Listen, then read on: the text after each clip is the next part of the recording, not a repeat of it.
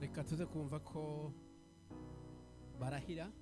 Acha ndugu aweze kuwapa, bagiye kurahira, wanataka kuwapa, atari ibyo gusoma, basi si mambo tena ya kusoma. Barahira bivuye kundi bazi imitima yao, kuna yale yako kwenye virindi vya moyo wao, kandi mu kurahira basi kwa kula kiapo hiyo urahira wao azamureba, basi ukiapa ndugu yako akutazame kwa macho, nibyo byiza, niyo sawa, kandi ukishima, basi unafurahi.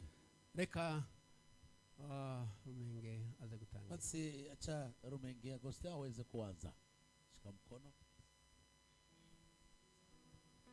gahoro gahoro.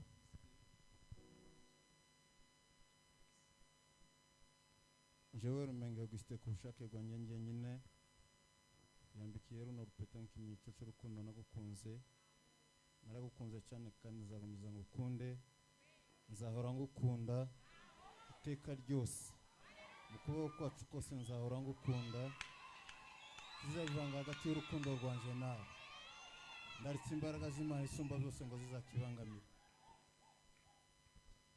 Amen. Makofi mazuri kabisa. Asante sana ndugu Rumenge.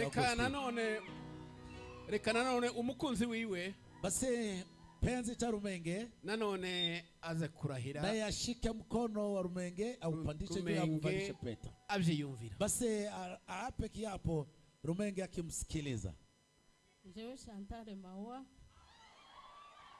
kwambitse runo rupeta urukundo ngukunda, nzakubaha, nzakubahisha mu bantu, nzakubahira umuryango, nzagukundira ababyeyi, nzagukundira inshuti, Imana izabifashe.